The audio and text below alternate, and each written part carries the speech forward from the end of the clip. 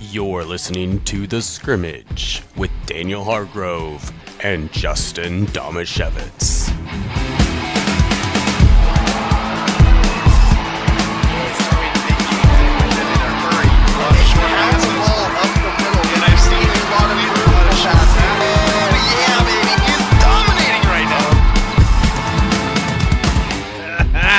Suck it, Huskies. Sorry. Go Cougs. Go Cougs. I know this is the local sports part of the show, but go Cougs. Yeah. And I'm in mourning as well for the other game we shall not speak of. I'm Daniel Hargrove. Oh, we're going to have to speak of it at some point because it's in the 2-minute drill. Why would you do that? I thought you might like to talk about it. Why? Because you hate the Ducks. Yes. Is that what we call them? It's a serious blow to lose to a bottom-end Big Ten team. It That is. sucks. You That know, really it sucks. really hurts your chances Yeah. on the season when you lose to a bottom feeder Big 12 team.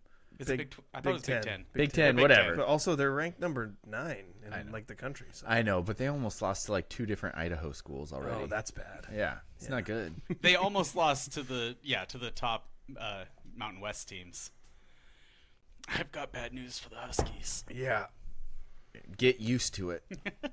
I'm Justin Domashevitz. We got trusty producer Andrew. You already introduced yourself. I did. Okay. Yeah. And we've got trusty producer Andrew Gross here with us as well. And I just want to start the show out with a little shout out to my daughter. She turned 10 years old today. Whoa, double digits. Happy birthday, Allison. If you happen to be watching, which I can see nobody's watching yet. So I Not guess you aren't. one person. But I'll show you this later. Not She even our is families just the- watch this. She is just the best. She is. Yeah. Now that you're 10, maybe you can now officially babysit Anchor. She already basically does at Yeah. softball games. Yeah. So She does a good job. She does a really good job. She loves Anchor, and that makes it so much easier. yeah, that's true. She doesn't get bored while she's watching him. Yeah, that definitely helps because you shouldn't get bored if you're in charge of somebody. Although I've never been like, "Hey, Allie, you're in charge," but she just kind of does it. Yeah. And it's been great. She knows she's in charge. Exactly. She's probably just sitting on the couch right now in the new house slippers and robe that we bought her for her birthday, watching Full House, which is a show she's recently discovered. Nice. I love it. I'm just sitting there at the table doing other things and working, and I hear Uncle Jesse say something funny, and I'm like, oh, classic Uncle Jesse. Classic Uncle Jesse. Dude. You know the part about our story today that we can definitely share Yeah. is when the whole transaction was going on and it like said 0 on the screen. Yeah. You literally said, "Oh, that means it's free, right?" You pulled like the ultimate Such an old guy. old Such an man, old man. dad quote. The truth of the matter is, I was just really uncomfortable. And I was like, this guy is babbling and panicking and looking at me in my eyes. He was looking at you? He was he wanted me desperately to say something to comfort him. Oh no. And the only thing I could think of was, I guess it's free. Oh man, that story. That's a great one. Well, We should That you're not probably going to tell us. probably not. there's just a lot of profanity in it. Yeah. And it also might insult certain people that Yeah. may potentially hear. Daniel and about it. Justin had a hold up at a local convenience store. We did not and hold it up a made convenience them late. Yeah, it did make us late. Yeah. We did not hold up a convenience No. store, but we had a hold up at a convenience Exactly. That sounds suspicious to me. You know what? I think we Justin should. was asking for things for free. store. I was. It's true. That's a good accurate. point. Yeah. Ah, shoot. I mean, did I have the The thought? guy that- was panicking. Did I have the thought in the back of my head that he would be like, I don't know how to fix this. Screw it. You guys can just take the stuff. Like, You know, that crossed my mind as well. The level of panic that was starting to build. I thought we might get free stuff. Yeah. Sadly, did not happen. Ah, well. And we move on with our lives. Yes, and we will move on to the local sports roundup. Elma's football team improved to 2-0 on the season with a 26-7 win at Stevenson on Friday. Elma junior quarterback Isaac McGaffey passed for 133 yards and 4 touchdowns, 3 to senior receiver Ethan Camus for the second straight week. McGaffey also spearheaded the Eagles' defensive effort with 3 interceptions. Athlete of the week. Senior linebacker Traden Carter also intercepted a pass in the game. Elma will try to remain undefeated on Friday when they host Squim. I might go to that game. I'm trying to decide which of the games that we have going on that I want to go to, and I'm kind of leaning towards watching Elma play Squim. Sequim. Aberdeen dropped to 0-2 on the football season with an 18-0 home loss against Stellacum on Friday. The Bobcats committed 5 turnovers and struggled to get the run game going, rushing for negative 27 yards in the contest. Is that good? I think I remember reading that they got sacked like 6 times, so it wasn't exactly like a true rushing total. Okay. But yeah, they racked up negative yards on the ground. Ouch. The Bobcats will host Rochester on Friday. Otherwise known as Rochester. Yeah, that too. Montesano's football team hit the road on Friday and lost a close game against Ridgefield 21-18. Sputters. Monty's offense struggled for much of the contest, but the Bulldogs drove down the field and scored on a touchdown pass from Tyson Perry to Tarek Gunter and a 2-point conversion from Perry to Zach Timmons, giving them an 18-15 lead with 7:21 left in the fourth quarter. Ridgefield then went on a long, grinding drive, including 2 fourth-down conversions, and scored the winning touchdown with 32 seconds left in the game. Sure, it wasn't a long, mashing drive? It could have been either. Perry rushed for a score in the first quarter, and Chris Tobar made a 37-yard field goal in the second quarter. Logan Roberts, Christian Morris, and Gabe Pahala each recorded a sack for Monty, and Cole Kesbew intercepted a pass. The Bulldogs will try to get into the win column at Black Hills on Friday. Could you say that the Taters baked their way to victory? Yep. Any more? You didn't The put Bulldogs are fried. I would say that they mashed the Bulldogs. They mashed them. You didn't put near enough sputter puns into that. Come on. I wasn't Daniel, that's feeling your it. job. I'm disappointed. I wasn't feeling it. Yeah. PL Willapa Valley's football team suffered its first loss of the season 36-8 on Alaska.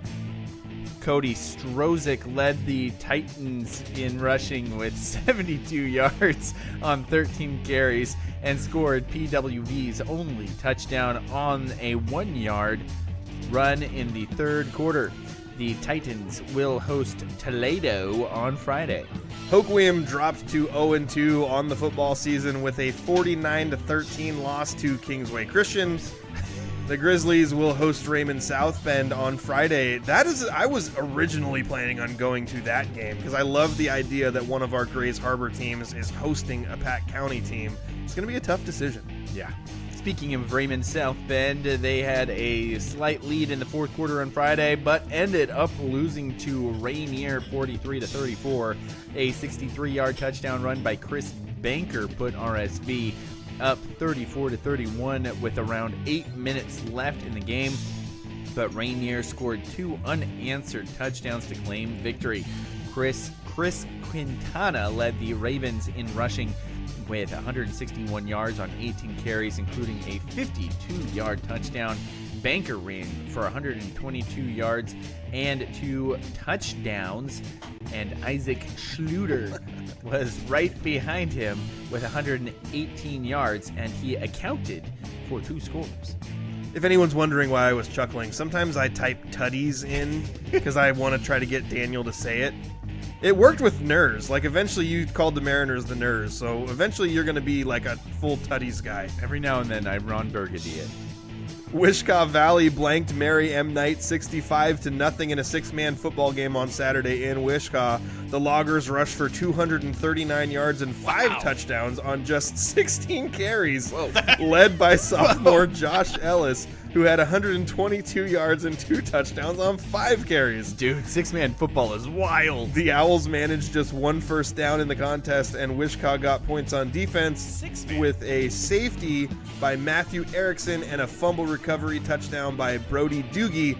The Loggers will be back in action on Saturday at Easton. Where's Easton? That's the name of the Bovies dog. East of Weston. A duo of Hoquiam boys runners topped the leaderboard at the Ocosta Invitational Cross Country Meet on Saturday in Westport. which included Ocosta, Willapa Valley, and Winlock. Sophomore Riker Maxfield dominated the field with a time of 17 minutes, 10 seconds, and some change. And his freshman teammate Zeke James came in at second with a time of 19 minutes, 19 seconds, and some change. Wow, Riker beat him by 2 minutes. It's crazy. Ocosta's Osvaldo Guadalupe placed fourth, and a fellow Wildcat Logan White took eighth. Willapa Valley's highest boys finisher was Colton Kempton in 10th place. Ocosta's Rebecca Stone headlined local runners on the girls' side at the Ocosta Invitational, placing first with a time of 24 minutes, 10 seconds, and some change. Stone's teammate Madeline Schaefer took sixth, and Willapa Valley's Jasmine Solso and Caitlin Gansel placed fourth and fifth, respectively, while their teammate Lorelei Smachez finished eighth. Hoquiam's Hannah Schlesser took seventh, and Jaylyn Evans finished ninth. Two things. I'm glad you adapted the and change because I panicked on how to say that. I thought you just recovered on the fly really well. Thank I you. wasn't going to point it out. Yeah. Good job. Also, Smachez. Yeah. I'm assuming someone told you how to pronounce that. I used to work for a man with the last name Smachez. It looks like Smacky-Ars. It's about as confusing as your last name. It's more confusing. Yeah. Yeah. Aberdeen girls soccer team topped Hoquiam 5-1 in the Myrtle Street rivalry game on Thursday at Stewart Field in Aberdeen. Senior midfielder Delaney Schumacher scored a pair of goals, both assisted by senior forward Abby Manio, I think. Manio, yeah. I was going to say, I know how to pronounce it. We got a clarification on this one. Yeah, so. Scotland Lecomte, Miley Anderson, and Joey Mayberry each scored once for the Bobcats. Eighth grader Isa Fry scored Hoquiam's lone goal on a penalty kick. Montesano's volleyball team picked up a 3-1 home win over Aberdeen on Wednesday. Montesano? I live in Montesano. Oh, look at them Bulldoggies. Who is right next to Elmer? Montesano setter Carissa Otterstetter recorded 29 assists, 8 kills, 10 digs, and 2 blocks, while also going 16 for 17 at the service line. That's a lot. She's good. Yeah. Real Liv good. Robinson had 34 digs for the Bulldogs, while Kayla Hatton and Kylie Wisdom recorded 14 and 12 kills respectively. Lily Kemp led the Bobcats with 13 kills and 3 blocks, and Mia Halleck had 29 assists. Hoquiam picked up a volleyball win on Wednesday, 3-1 at Toledo. Lexi LeBounty led Hoquiam with 27 digs, while Caitlin Broadhead recorded 27 assists and went 21 for 21 in service. Thank you for your service. With 7 aces. Aaliyah Kennedy had 15 kills, and Hayden Andrew added 8 kills while going 19 for 19 at the service line. Again, thank you for your service. Yes. Sophie, it's either Olive or Olive. I'm not sure. Olive. Sophie Olive. We're going to go with Olive because it's the most fun to say. I like it. Sophie Olive rewrote Ocosta's volleyball record books on Wednesday in a straight set win over Lake Quinault. Olive broke 3 school records in the match. She broke the record for aces in a set with 10, aces in a match with 17, and points served in a set with 17. Just in nuts. case you don't know, maximum points served in a set is 25? Whoa. Is that right? I think Yeah. it is. That's Makes a lot. sense. Yeah, it is a lot. And that's going to do it for the local sports roundup. What? You didn't want to put Jane Roloff in the local sports roundup? I put them in the list of nominees, but I didn't know how to round up what they did. I thought we'd just pull up the text messages we got and just talk about it. Okay. I just into missed Jane Roloff today, and my phone didn't start chiming for like 15 minutes. It's not just Jane, though. It's Jane and Tiggy. That's true. Yeah. It's both. 2 Grizzly alumnus. Alumnizes. Alumnicize. Alumnicize. Yeah. I like I think that it's one. just alumni. Agree to disagree. I've heard it both ways. You guys watch the show Psych?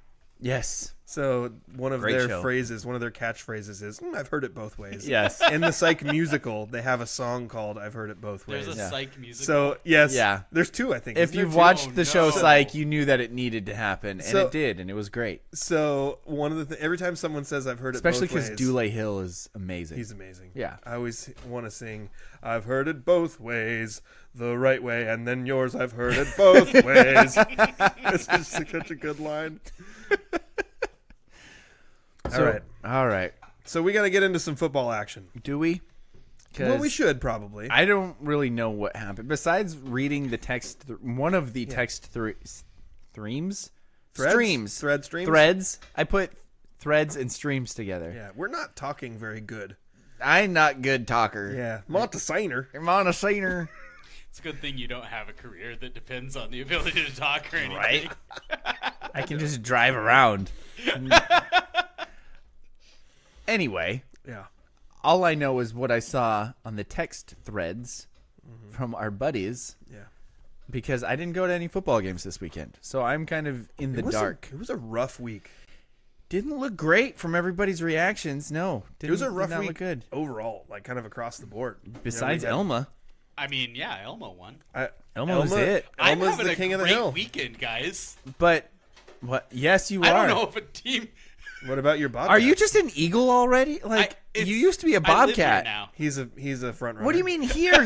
You should be a Mary M. Night School, if anything, and they got roasted. Listen, buddy. He's a front runner. He He's is gonna, a front whichever runner. it's and that. That accusation from Justin carries no weight. I was gonna say it's not a fair thing for me to say about someone, but I also know the signs. No, Like, that's fair. You It's- have like 8 teams that you could be affiliated with, and whichever one is doing well, you associate with that one. I know that trick, buddy. It's what he has for it comes down high to school. whether you are one or you're a fan of. I am a bobcat. You can't run away from that. That's true. I am. A You want cougar. to? Don't want to run away from that right now. Yeah, no, Cougs, go Cougs. Daniel is a Beaver fan, but I'm a he is a Booger. cougar. I'm a A booger. booger. You're a real booger. Or I'm a Keever.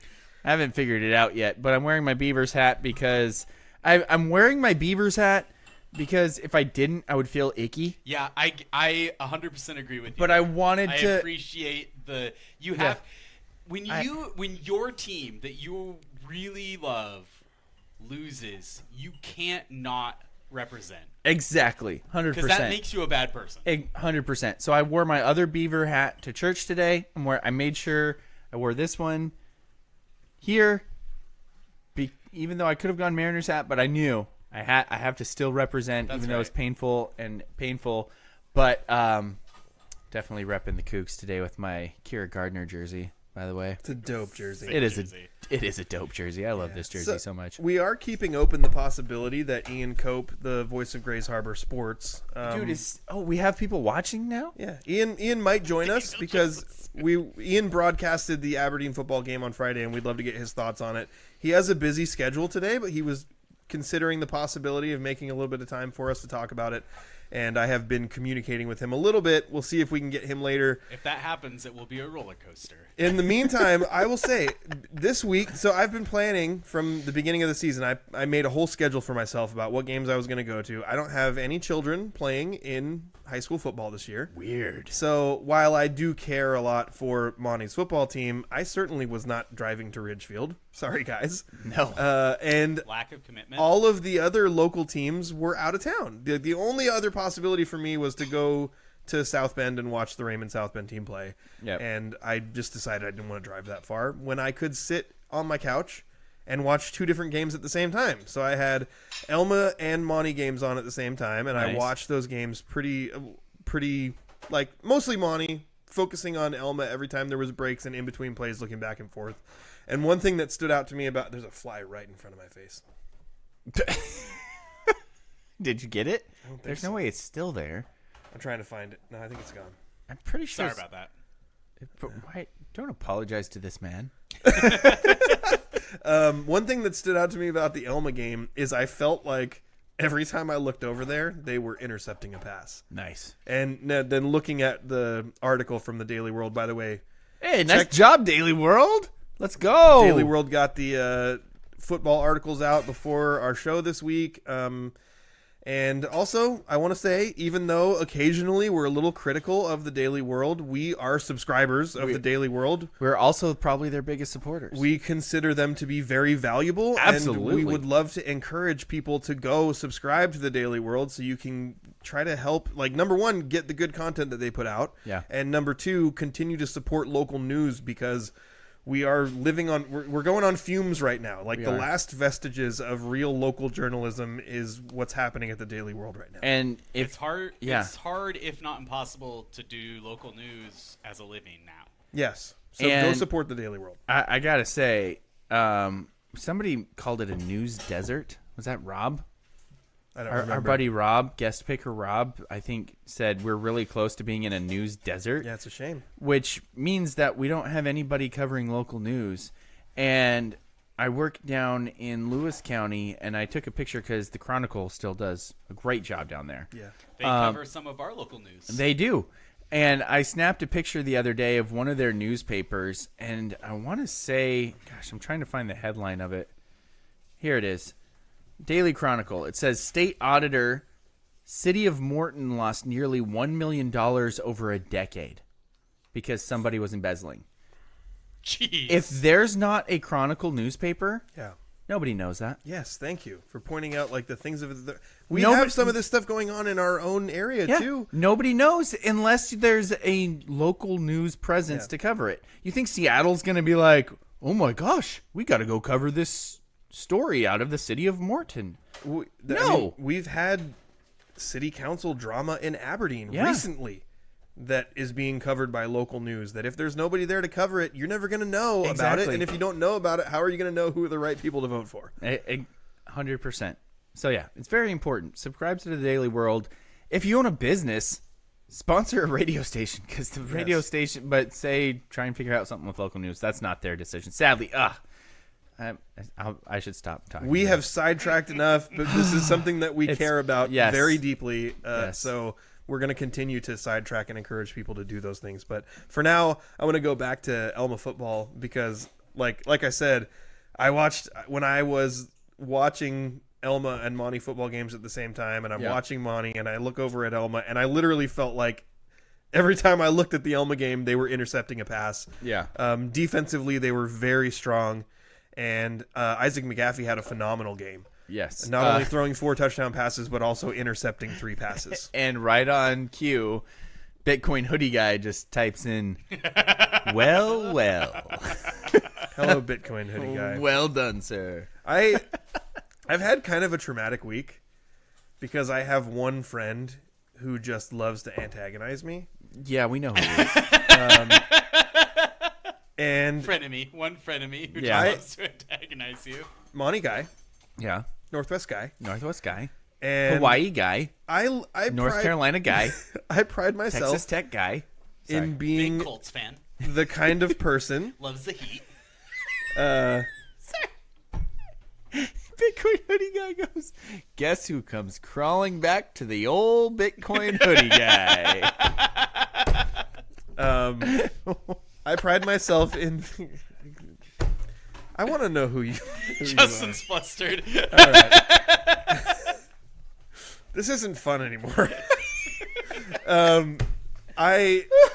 I pride myself in being a local sports fan who can root for all of our local teams. And if there's one team that I shouldn't be able to root for, it's probably Elma. Yeah. And then at the same time, I'm like, when Elma has a really good team, I want to support them all the way to the end. It's me with Aberdeen. Sure. Yeah. I love the kids. There's a group of kids for Aberdeen right now that I love. Yeah. The age group, the seniors that graduated a couple years ago, I love those kids.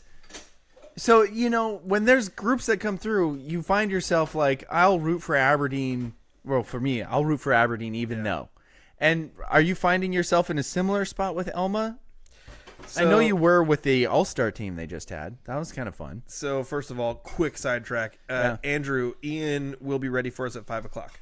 Okay. So we will get that set up, and we'll bring Ian Cope on at 5 o'clock to talk about Aberdeen. The thing that I've been struggling with is that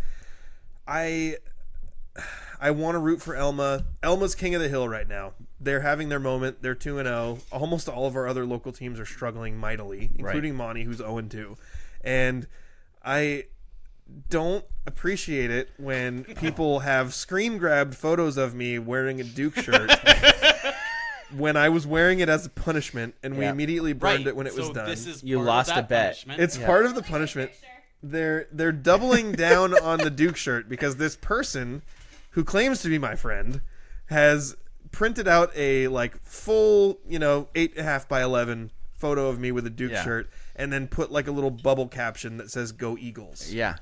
And so now I'm in this uncomfortable spot where What I has he want to done with that root. shirt? I want to root for Or with Elma. the picture. What has he done with Yeah. the picture? He puts it on. He has it on the back of his clipboard that he takes he to all the really? safety meetings. Oh, dude, and that's for, amazing. For a couple weeks, he was actually taking it and posting it on the wall all around the place that we work. I love it. And also, he was going to, when we were doing a safety meeting, he was going to put it on the paper that they were going to hand out to everyone. And then that got vetoed by our supervisor. And he said, no, you can't do that. So, Boo the supervisor. Boo. so I'm caught in I gotta this sit- weird space where, Yeah. I'm rooting for... I want Elma to succeed as long as they're not playing Monty. I want them to succeed. I will always root for Elma when they're not playing Monty. But there's something about seeing a picture of me with a little caption that says "Go Eagles" or someone telling me I'm an Elma guy now yeah. that just makes me uncomfortable. Yeah. That's understandable. Yeah. Glad I got that off my chest. So now that you got that off your chest, what can you tell me about the game that you watched? Which one? There were a lot of The Elma interceptions. game. I think Since we're talking about it. Yeah, I think that number one, Stevenson is Real not, bad. not very good. I mean, Elma beat up on some guy named Steve Sun, so it doesn't even Yeah. get mentioned. So I think that we still haven't seen Elma really be tested, and maybe that will happen against Squim this week. I did a little digging on Squim, and it's actually kind of hard to tell how good they are as well. They're 1-1, but they have their games against teams I don't know very well. I don't know much about what should be expected there, but I do know that Elma has kind of been back and forth between being an average team and being a bad team for a while. And what they have done now, 2 weeks in a row, is proved to be significantly better than bad teams. So while I don't want to overreact and say oh, this Elma team is amazing, they're going to go, compete for a state title or anything like that, what I will say right now is they've done what good teams do, which is beat bad teams by multiple touchdowns. It's by crushing them. Yes. Well, in the Centralia game, I think they ended up winning that game by 14 points. Okay. This Stevenson one, it was 26-7, but from what I could gather from watching it, it could have been 45-7. If a few little things break a different way. I thought Elma was really dominant in the game on the defensive side of the ball, and then they made timely offensive plays. I think if they could have converted some more opportunities that they had and maybe been a little more consistent on offense, they would have won by a lot more. But I think they proved from beginning to end of this game against Stevenson that they were the better team, no question. Absolutely. Yeah, I they're on a mean- different tier, I guess is what I'm saying. Exactly. Yeah. So we've seen that the last few years from these programs, right? Like I said, I didn't get to watch any of the games this week. I was at home getting some good family kids time in. You were wrist deep in poopy. I mean, one of my kids is potty trained. Okay. One So of maybe them. just finger deep in poopy. How far up the finger? How many knuckles? Probably two knuckles. This is knuckles. too much information. Two knuckles deep. Which finger? Guys, Justin. Yeah. Um, Is this too much poop talk? I don't. also, Bitcoin Hoodie Guy says, do any of you have Bitcoin? Andrew would be our only shot. I with have that, right? one Bitcoin. You have one Bitcoin? No, that was a lie. I was going to say, I if have you some- could afford a whole Bitcoin, I'd be surprised. I actually have a little bit of Dogecoin. Yeah? Yeah. Did you get that when Elon was all about it? I don't remember exactly when I bought it, but I signed up for this thing called Robinhood because one of my friends was like, "Hey, if you start a Robinhood account, you don't actually have to pay anything, and I'll get a free gift." And so I opened a Robinhood account, and then they're like, hey, because you opened a Robinhood account, you get to pick like 2 shares of one of these things, and one of them was Dogecoin. And I was like, I've heard of that. Click. And so now I have a little bit of Dogecoin. Andrew, do you have Bitcoin? No. He doesn't I want do you to not know. currently have Bitcoin. He does not want Yeah. you to know about. That was an indelicate question. I'm not super proud of my Bitcoin history. Oh. I sold. You sold I it. sold my self-mined Bitcoins when it was very cheap. No, Andrew. I bought a gun with the money. Does that make it better? It Not makes really. it better, It but doesn't make it better. I bet it. Oh, Andrew, Can't you just mine some more? Andrew, Nope, not anymore. Now you need to have a supercomputer to mine. Andrew, the Gardner beginning, you Minshew, could gross. Andrew, you were our one chance to get rich, and you ruined it. You It ruined wouldn't have- it. ruined it wouldn't for have all of been us. Rich, in my defense, even now it would have only been like several thousand. Like it would have been like 15, 20,000. Bitcoin hoodie guy says, "Damn it, Andrew." 15 to That's fair. 20 grand. Yeah. Dude, my current boss would be so upset with you right now. Bitcoin guy. he Even wear a and hoodie? Bitcoin hoodie guy says, "Damn it, Andrew." I already said No, that. that's fair. That is absolutely fair. Old lettuce hands, Andrew. What does that mean? I mean, there's an It's old. opposite of diamond hands. What is Diamond diamond hands hands? hold on no matter what. Listen, I have diamond hands on other things, Okay. All right. like guns. So can Only we buy. close the loop on Elma week 2? I think that my main takeaway is that I need to see what this team looks like when they play a quality opponent, because I'm taking in everything right now. Who do from they all play these next? Squim. They're hosting Squim on Friday. And Squim's a 2A school, Secret. right? 2A, and they're Okay. 1-1. But Okay. again, like I don't know. I looked into them, and I don't know much about the teams that they won and lost against. Oh, so they It- haven't played Forks yet? They just played Forks and they beat Forks. Okay. But Forks Is a B school now. is the B school. They beat them by like 8 points, I think. But Forks is generally a pretty good B school, right? They are, but they like a couple years ago they had like a really weird issue. Oh, that kinda yeah, I tore remember apart. that. So I don't know. Like, Yeah. have they recovered from? I don't know. So I don't know what to think about the Dude. teams that they played against. Those Sporks Spartans are weird up there, man. Yeah, It's the glitter. weird's an understatement. Vampires and stuff. So what I'm looking for, I'm so a glad that quality- author didn't write that about like Hoquiam. Like, could you imagine? I'd be devastated. They're like, oh, it rains a lot in Hoquiam. Bing. Because that's all it was Google, where does it rain a lot? Forks. I'm going to write my I piece think there. it was like also like not a major area. Gross. I think, So, yeah, you know, is they're there trying not? to hide out. It's like, is Aberdeen too big a city for them Maybe to be near? Might be. Probably. Like they were just looking for like total wooded area. Apparently. Like out in the middle of nowhere. Yeah, Bitcoin hoodie guy says Monty is still probably better than Elma. I agree. Ooh, so Okay, so thanks- I was- dude. He's putting in all the work for us. That's our transition. Justin, that's what I was waiting for you to get to. You were watching Monty and Elma play at the same time. yeah. Is Monty still going to be better than Elma? Are you still going to pick? No, you are going to pick Monty because your sons will knife you if you don't. I'm not picking Monty against Napavine. And I am not picking Monty against Nooksack Valley. Unless they prove to me between now and then that they are a completely different team from what I've watched so far. Those teams are pretty renowned. Like, One of them's a B school. Like, Yeah, it's a B but school, it's- but it's a power B but school. it's Napavine. Yeah. Hey, There's a difference between B school and Top Napavine. Daniel, top they of the Mountain didn't West even versus win the the bottom 2B of the Big state Ten? title last year. Yeah, because they lost to Okanagan, who's the same thing. They're both the royal of B schools. Both of those teams. They steal signs?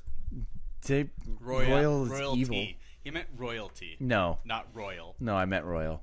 Oh, okay. Wait, royal steal signs? We should talk about that later. How have you not brought this up before? You've dropped so much dirt to me in private about royal, but you've never dropped that one before, and you just pop it out here on the podcast? Unconfirmed. Do we need to make clear that this Sources say. this is not an accusation? Allegedly. I'm ready to go for it. I've never even heard it. I'm going to allegedly accuse Royal of stealing signs. Allegedly. Well, also, I mean, should we allegedly accuse Your them dad of? is the one that's going to have to clean this up if you get in trouble, Justin. No, there's no relation. Okay, let's get to the My Monty lawyer. game. Yeah. So, Elma tromped somebody they should. Yeah. Monty went up against a bigger school. Yeah.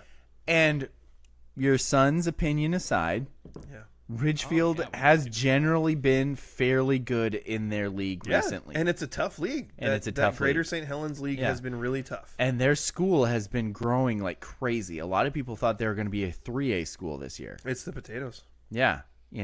People eat them, get fat, big. And it Feeds helps. lots of people. No, the area is growing. The Ridgefield, everywhere around I feel like Vancouver eating is just potatoes growing like makes you crazy. fat was just a shot at me. I love taters, man. So It hasn't worked for Daniel. no, it hasn't. What did you see from your Bulldogs? I would say, I put out a tweet after the game saying that I was very proud of them, to be honest, because week 1, Le Center looked bad. Like you said, week 1, Le Center looked like Monty if the other team is Monty. Yes. They got dominated. Yeah. They got physically dominated by Le Center. And I came out last week on this podcast and said some very negative things. Yep. But all of it was from a point of like, hey, you guys are capable of more. Go do better. Be better. And they did that. Like, they did better. They took advantage of mistakes made by their opponent and almost won a game. Like, they scored a go-ahead touchdown in the fourth quarter, and the other team scored with 32 seconds left to beat them. They almost beat a quality 2A opponent in Ridgefield, which I thought was a good team. They're really struggling right now in the trenches, both on offense and defense. They're struggling to establish the run, and they're struggling to stop the run. And those are not benchmarks of quality Montesano program. Like, they've generally been able to establish the run and stop the run. And when they can do that, that's when they've been good. So I did think that they took a step forward in this game against Ridgefield. You didn't come away with the win, but they did a lot better. I wasn't there to like hear and see and feel how things were going. And one of the most discouraging things to me in the Le Center game was how it felt like there was just no energy. How it felt like things didn't change from first half to second half, even after I'm sure they got lit into in the locker room before they came out for the third quarter, when it was still a game at that point. So I do feel like they made some improvements, but they need to care. Like, they need the guys who are inside to like take real pride in what they're doing.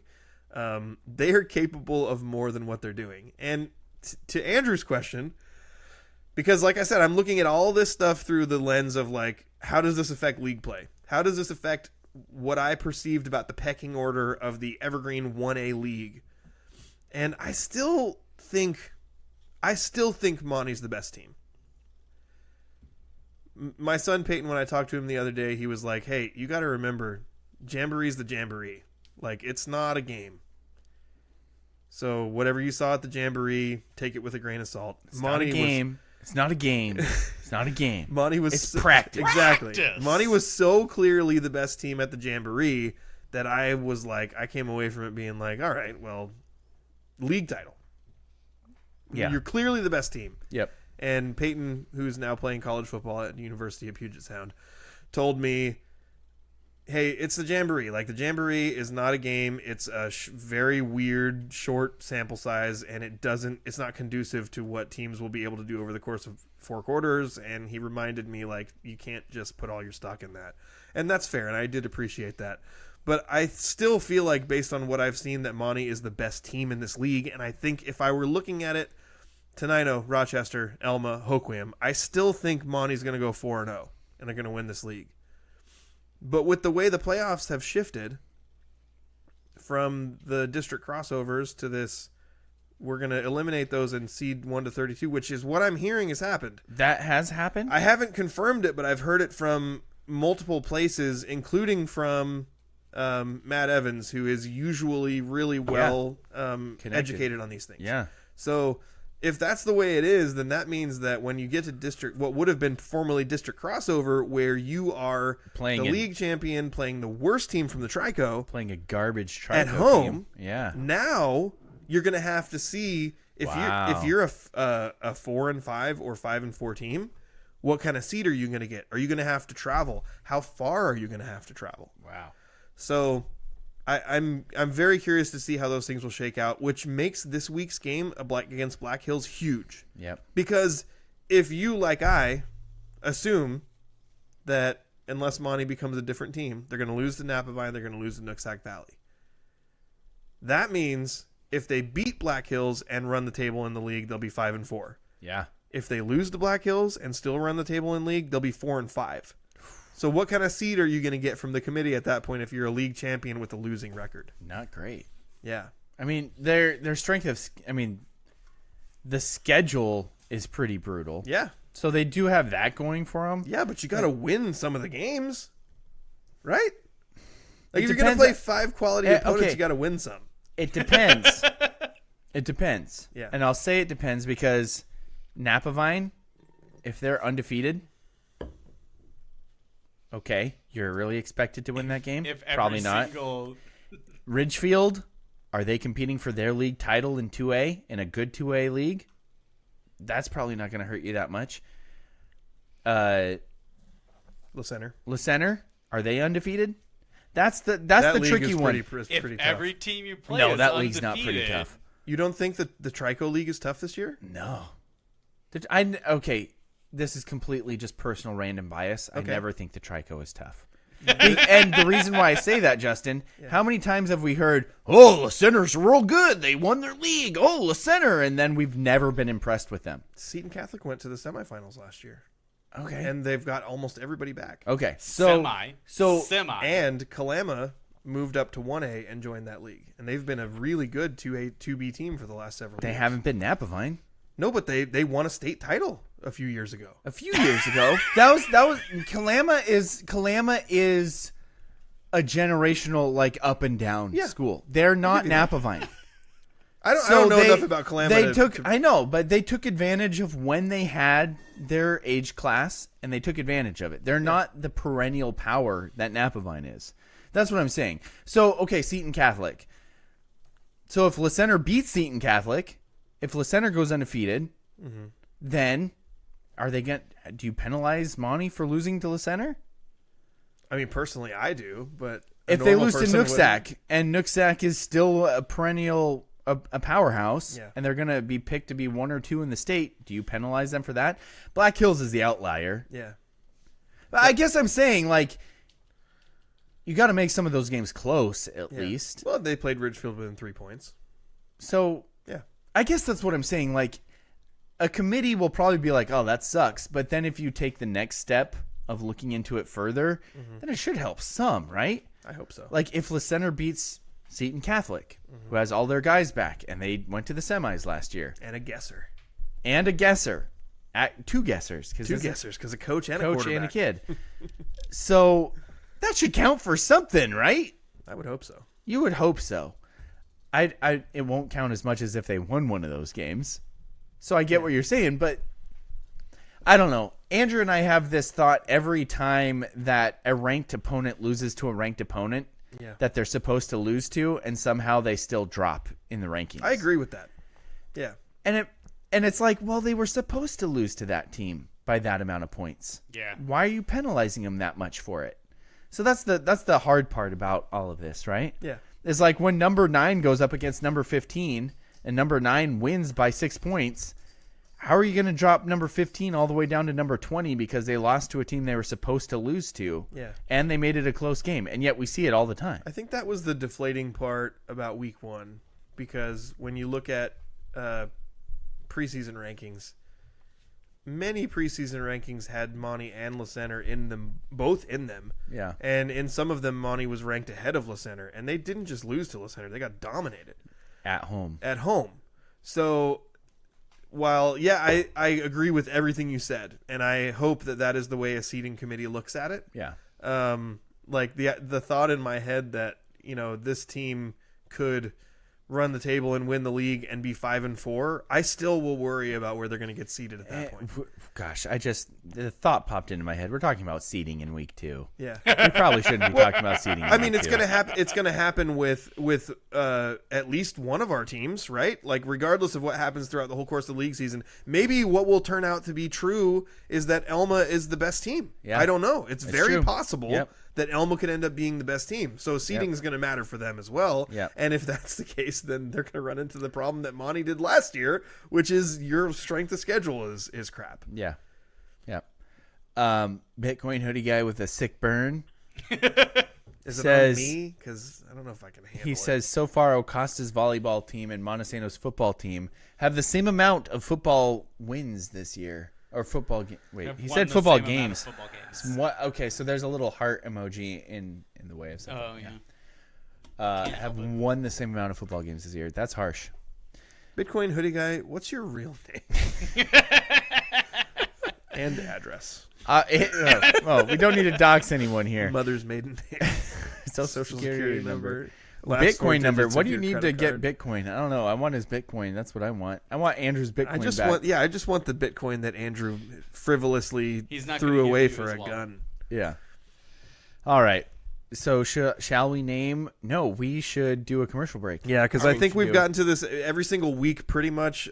We've done this where like we get through this part of the show and then we decide that we need to take a commercial break before. Is that So, what we do? Are we going to talk to Ian? We're gonna talk to before we Ian at name 5. The athlete of the week. Yes. Okay. So we're going to go commercial break, then we're going to talk to Ian Cope, then we're going to name a Spivey Athlete of the Week. But before we do that, please stick with us on the other side of this 30-second commercial break. Do you have a legal situation and need someone on your side? Let the law office of Jeffrey A. Domashevitz be your advocate. If you've been the victim of medical malpractice, suffered a personal injury, or need representation with real estate law, small business law, or estate planning, let Jeff Domashevitz put his 29 years of experience to work for you. Call Jeff Domashevitz today at 360-612-3991 or visit domashevitzlaw.com. That's DAMASIEWICZLAW.com. Thank you for listening to or watching the scrimmage, whatever you're doing. Bitcoin hoodie guy has been very active and kind of insulting to me, but that's okay. I prefer that we have people who are active and insulting to have no activity at all. So thank you, Bitcoin hoodie guy, if that is in fact your real name. I'm Justin Domashevitz, co-host Daniel Hargrove, with me here as well as producer Andrew Gross. And we have concluded the local sports roundup and the Monty and Elma football chat portion of our show. So, Andrew, do you want to go ahead and create a link for Ian, and then we'll? Is he ready? Well, he said 5 o'clock. So okay, I'll create it right at 5 and send it to you then. So we'll do Just that. so that way we won't run out of time on it. In the meantime, knowing that this conversation is going to be paused when we talk to Ian, let's throw out a couple of the nominees we have for Spivey Athlete of the Week. The first one is Sophie Olive from Ocosta Volleyball, who in a match, which was a straight set win, set 3 school records. Yeah, it's hard to. This is gonna be a hard one to top. Yeah. you Yes. you set 3 school records in one match. That's pretty tough. Yeah, and then from Elma football, we had not only Ethan Camus, but also Isaac McGaffey. But also Ethan Camus. Yeah, well, Ethan Camus, for the second week in a row, had 3 touchdown catches. You know, as the official cartographer of the Ethan Famous fan club, I expect you to deliver that with a little bit more vim and vigor. Sorry, sir. I did. Hey, my map that I made as the cartographer. Dude, had did a you lot of share vim and that? vigor. I didn't. We need to share that. That's awesome. I love it. I was a little nervous to share it. I love. Yeah, you're the cartographer. I was nervous.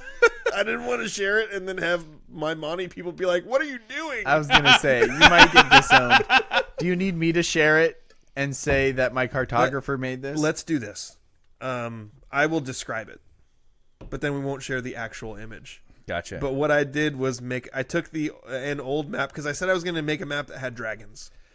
Did you put dragons on it? There were dragons Yes. on it. Yeah, I took an old map that had sea monsters and dragons on it, and I took a picture of Ethan Camus, and I did like a cutout. So it's just him carrying the ball, and I put him in one spot, and then I did the little thing where on the map there's like dots that lead to another spot. And what did it say? Like, just a sec, I'm almost there. I think it was like a win, like get a win. There it is. It says first dub. Yeah. Spivey AOW league MVP. So yeah, there's dots to the first dub, and then there's more dots that lead to another spot, and that says Spivey Athlete of the Week. And then there's more dots that lead to another spot, and it says league MVP. Yeah, love it. So that was as the official cartographer of the Ethan Camus fan club, I created a map to him winning the league MVP.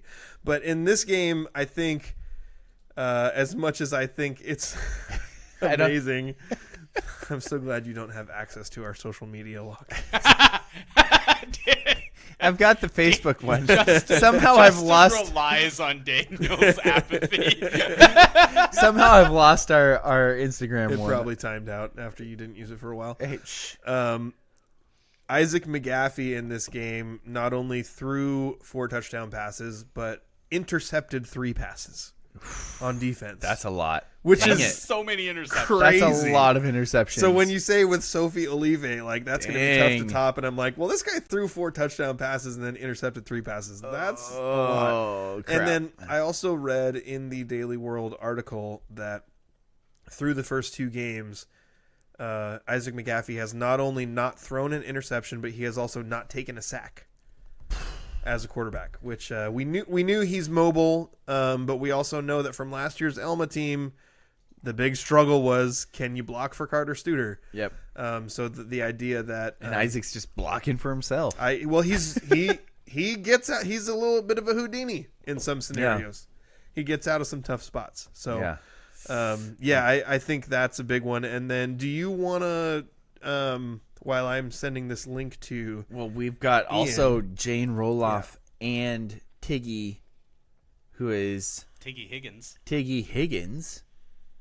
You know what's crazy? I just forgot Tiggy's real name. it's Timmy.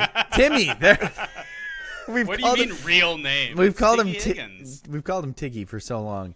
So Tiggy and Jane Roloff are both at the same collegiate. Yeah, because they're studs. Hoquiam cross country runners. Collegiate cross country meet this last weekend. And PRs for both Jane and Tiggy this week. Jane in her first cross country meet, I believe. Not positive on in that. College. But yeah, I believe it's her first. She's done lots of Yeah, that's a good cross-country point. meets. Her first collegiate cross country meet, she takes 5th place as a true freshman for Portland. Gotta love it. Not good enough. Jane is a first place or nothing. She ran a 13.38, which What a ridiculous thing to say. yeah, You that You is guys ready ridiculous. for Ian? I think we're ready for Ian. Yeah, Are we ready for bring him- Ian? I I can't just see- wanted to bring Tiggy and Jane into our athlete of the week conversation, and then we can get Ian's opinion. Yeah. Because I feel like there's 2 front runners here. As much as I love Ethan Camus, I would say that it's between McGaffey and Sophie Olivier for the athlete of the week. So I agree. we'll get Ian's conversation in here, and for some reason he is sideways. It's weird. He's just a There he sideways. is. He's just a sideways kind of dude. He did part of the producing work for us by rotating his camera. Thank you, Ian. What's up, Ian? Uh-oh. Did we Oh lose no, him? he froze. Oh, Ian. He rotated his screen and it froze. You guys are breaking up. He said we're breaking up on him too, so we're Ian, having some connection Ian, issues. Ian, my guy, we will never break up with you. You are too important to us. You are a very crucial part of our lives, not only professionally, but also emotionally.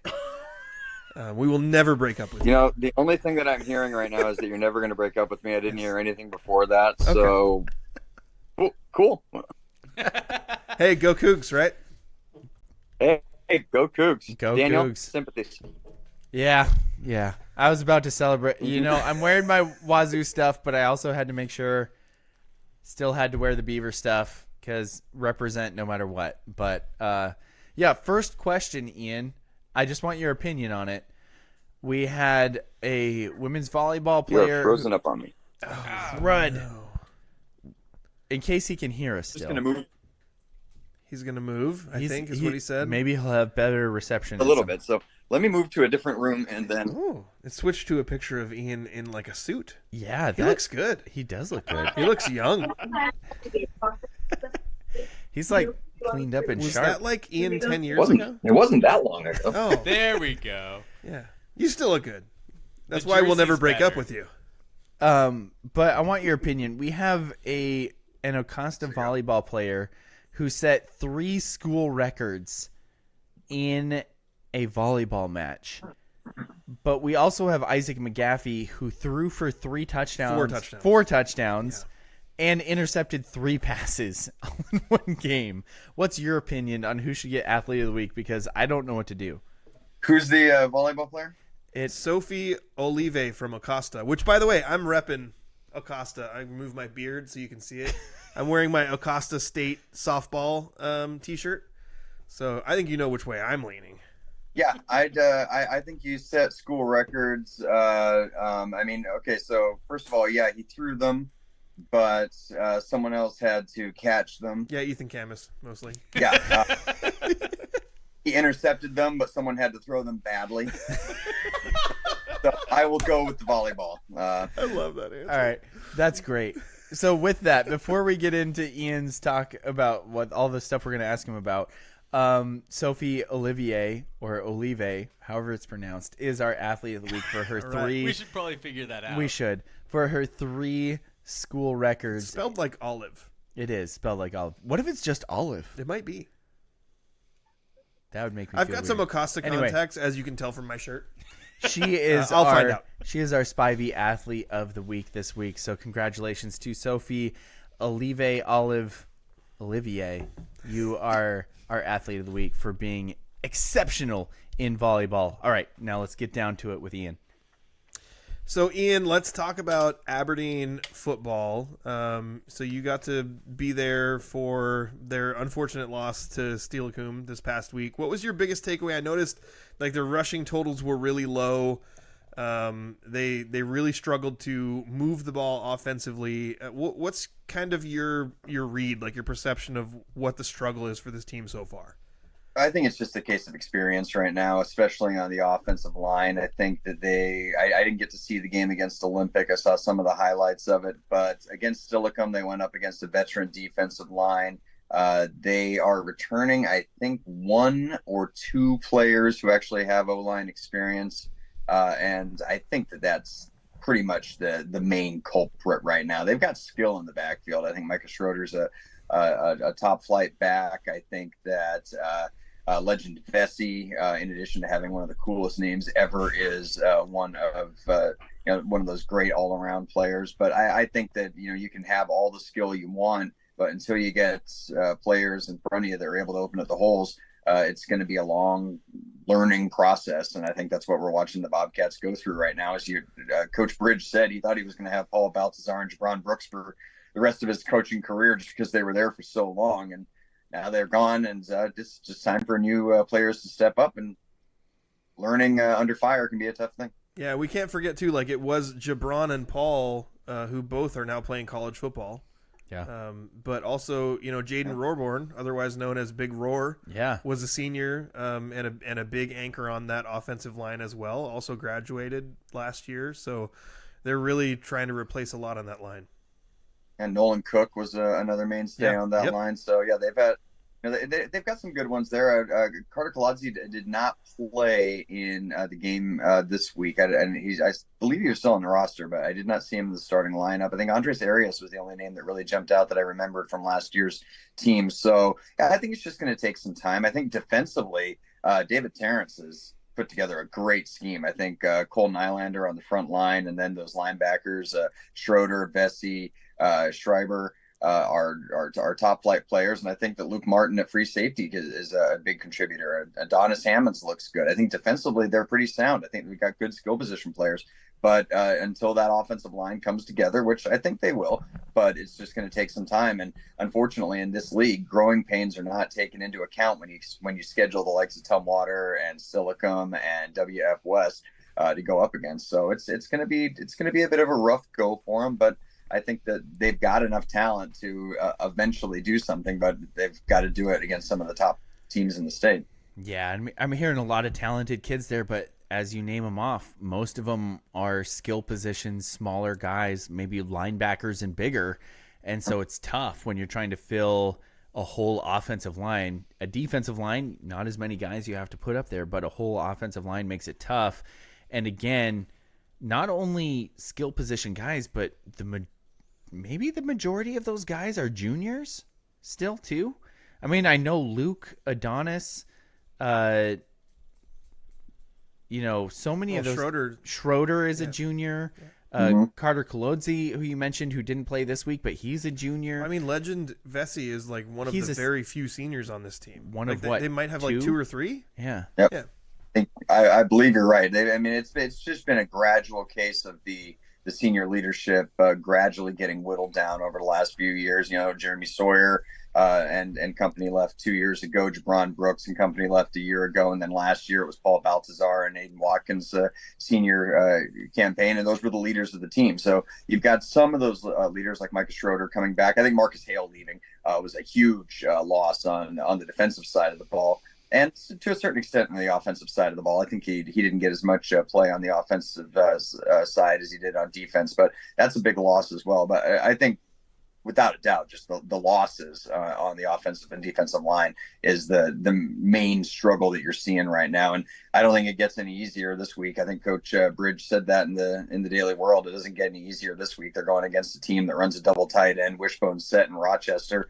So it's not going to get any easier for them. They're going to have to deal with a lot of bodies coming at them from a lot of different directions. So it'll be a rough go. But I be honest, I actually like their chances to get back to 500 going into WF West, which is going to be rough. But I think they can beat Rochester. They can definitely beat Hoquiam, and then they're sitting at 500 and having won 2 in a row, possibly taking on a really, really good Bearcats team.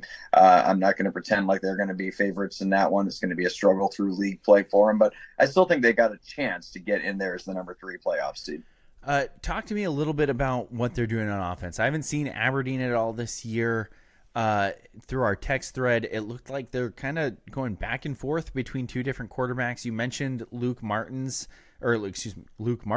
Gosh, I only coach the kid, and he's my pastor's son. But I only, I can say his name right. Yeah. You talked about Luke as a defensive player, excellent free safety, but it's been going back and forth between him and another kid at quarterback who's Mason Hill. So what do you see from both of those players, and how do you see that shaping up?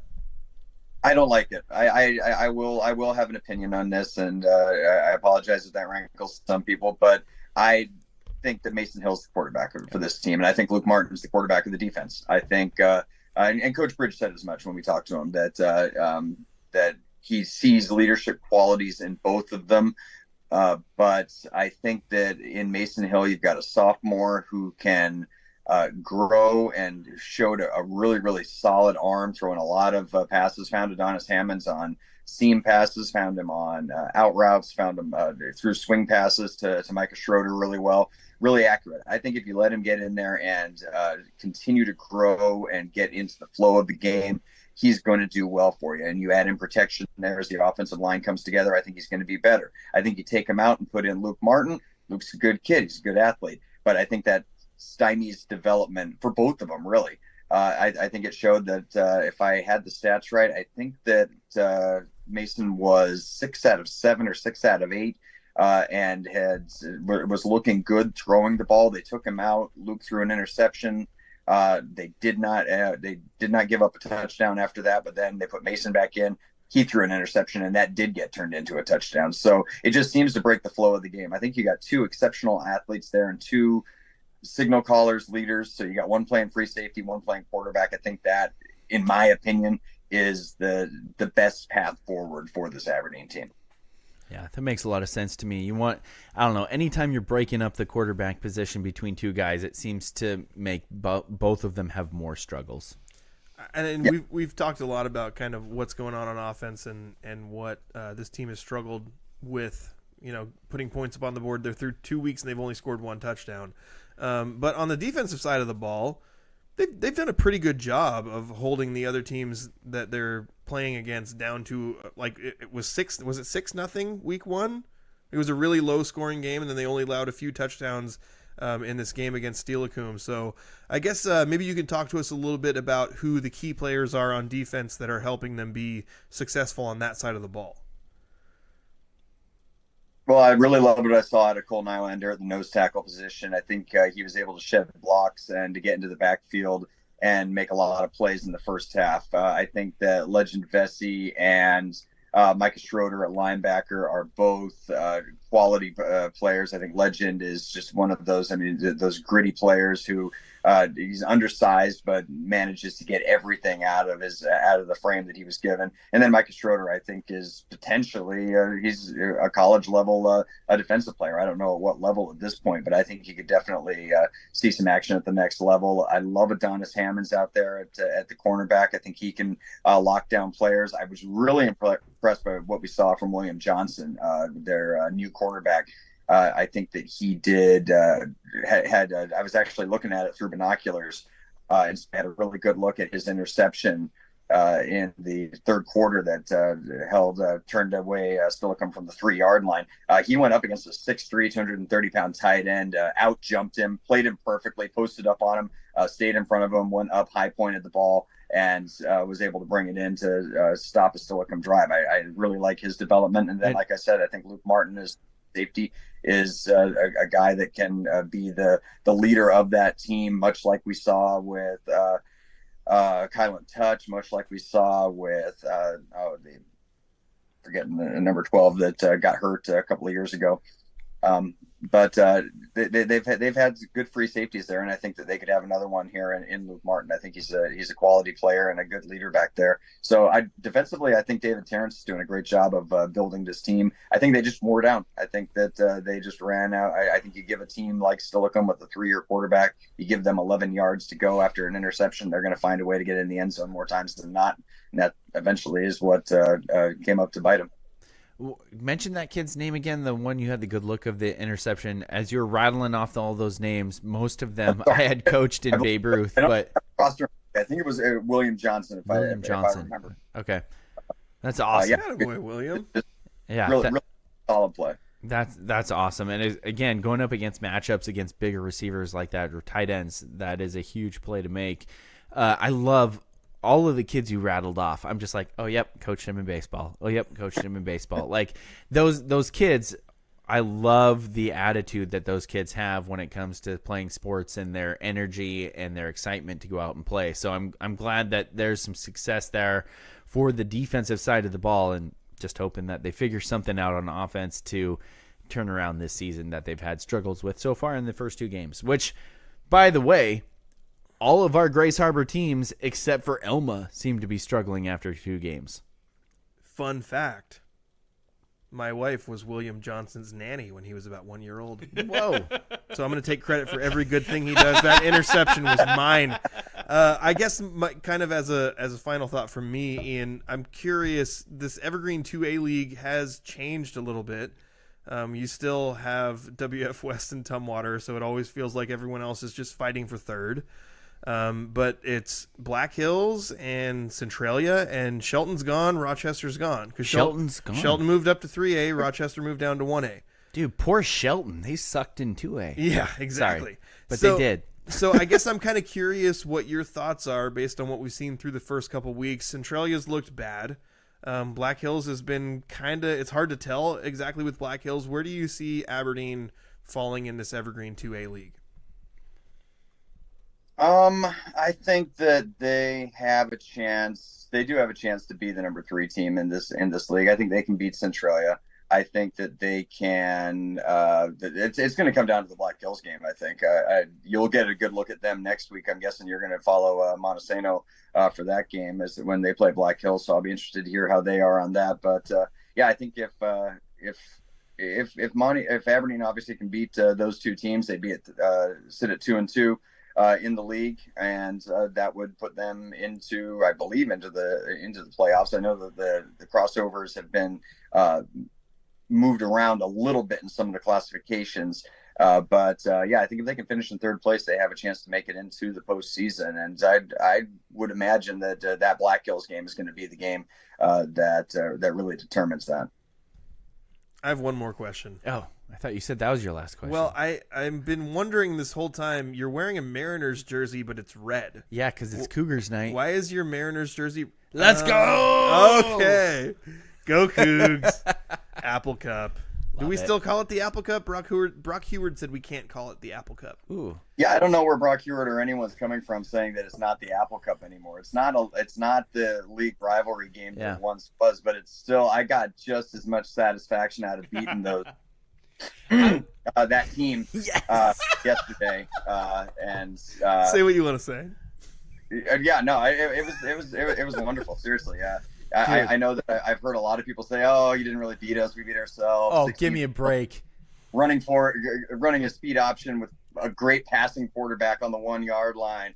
Yeah, you did. But did you watch what John Mateer did? That guy is legit. Yes, he is fantastic. And that the running back is Parker. He's going to be a fun one to watch. We actually got a running game, and I'm.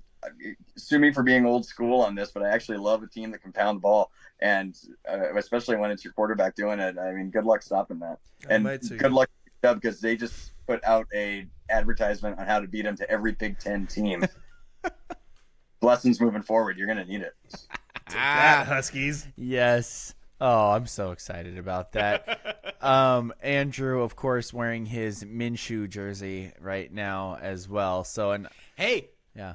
Minshew is currently leading the NFL in completion percentage for quarterbacks taking over 50 snaps. Ooh. Also, he just beat the Ravens. That's right. Jackson. Yeah. Take that, NFL. The magical mustache is coming for you. Just really quick. So you're still, because it's still right. We have rivalry games that cross leagues. Don't stop it. We have rivalry games, because I make sure I pronounce that word correctly, that cross leagues. So in my opinion, yes, it should still be called the Apple Cup. It should still be called the Civil War. But what do you think about, A, the vibes from Coach Dicker as the game is ending, which I absolutely loved, but B, the fact that the story comes out that they're like, no, we're going to keep this trophy and we can figure out a different trophy for next year. Yeah, I love both of those things, but I want your opinion on it. I love everybody right now. And Jake right at the top of that list. I mean, the guy was, and he was, Daniel, I think what you saw, Jonathan Smith for Oregon State. He was the right guy at the right time. He is a salesman for that team. He goes out there. I think it's a legit love for the team. He loves the small community. I'm not going to be naive and say that he's going to stay there forever, but for right now, he is what we need. And if he wants to throw a little shade at the Huskies and say, you know what, I think we should retire the thing and keep it here. You can come look at it. I'm fine with that. I saw a lot of people saying, oh no, it used to be called the Governor's Cup. We should keep it in Olympia or something like that. Like, first of all, Huskies, you want it? Come get it. Yeah. Absolutely. Besides the fact that you mentioned he who shall not be named by anybody affiliated with the Beavers, you are 100% correct. I don't know who that person who you named was, who's coaching in the Big Ten somewhere, but yeah. Other than that, yes, I 100% agree with you.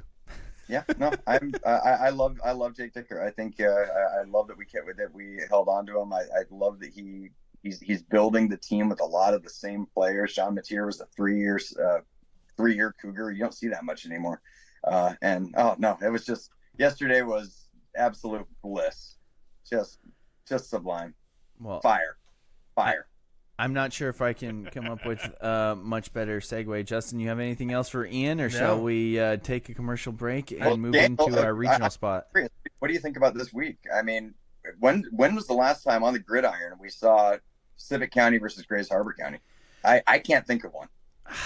I can't think of one either. I don't think it's happened in the entire time that I've been covering local sports here. Yeah, which is a shame, but also I can't wait to see Raymond South Bend live in person against a 1A school in Hoquiam, so it should be an absolute blast. Yeah, I'm looking forward to that one.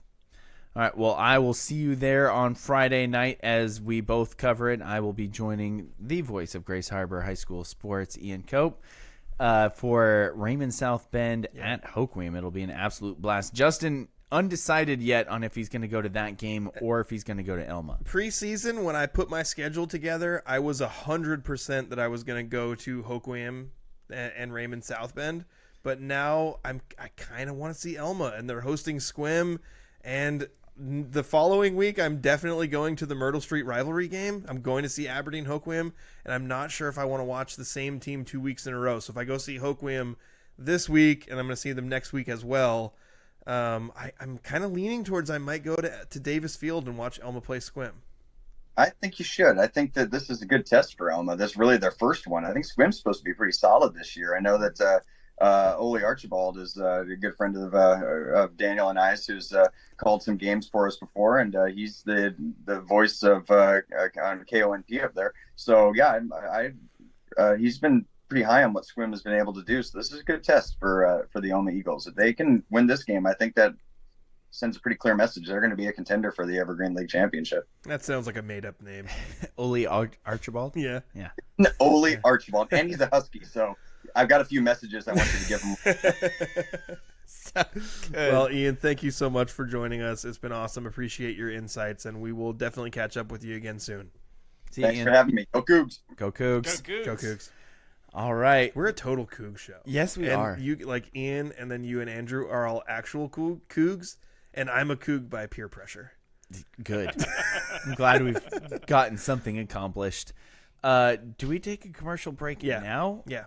And then go to regional with the 2-minute drill? Yes. I still don't know what we're doing, even though it's been like 10 weeks since we've done this. Normally I think we would do 2-minute drill and then commercial and then come back. But I think because we had Ian, Oh, okay. let's talk about this for a long time. Like How we're supposed to Yeah. do our own show. Maybe we should actually talk about it, like amongst ourselves. But then you and I wouldn't have a chance to have all our fun conversations on the way here. That's a good point. Yeah. Yeah, about like unhinged things. Yeah. That's a good point. Those darn reflectors every time we leave Andrews Road get me every time.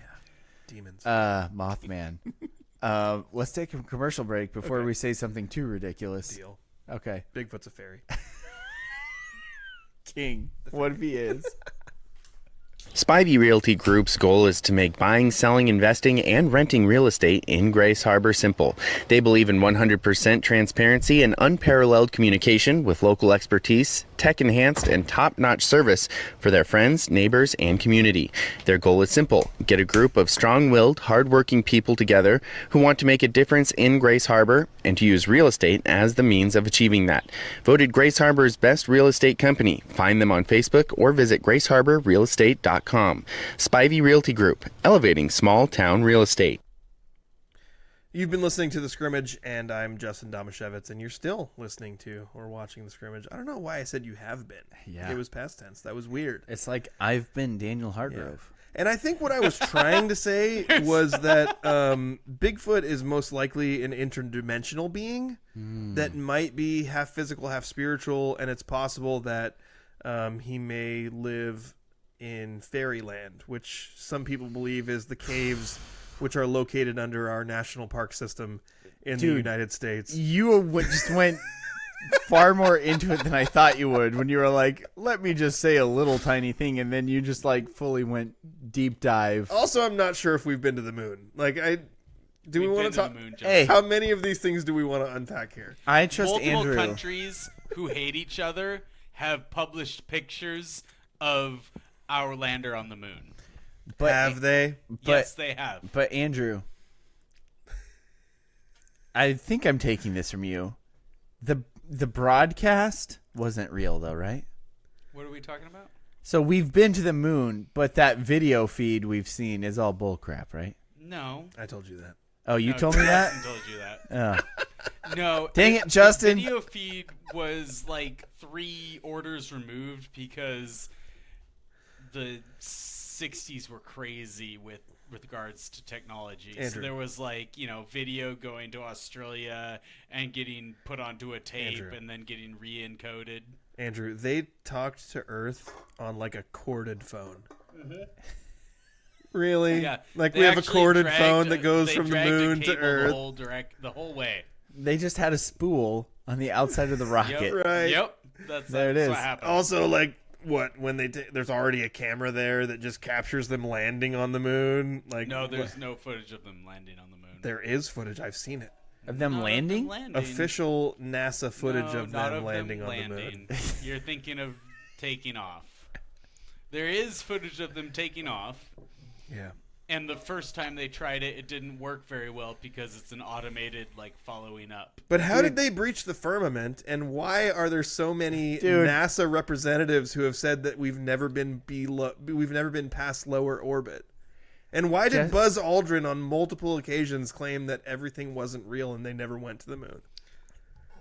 Claim or sarcastically say? 'Cause Claim. I've seen a couple officially. of them. Justin, I was talking to you about Bigfoot, and you just took it to another level.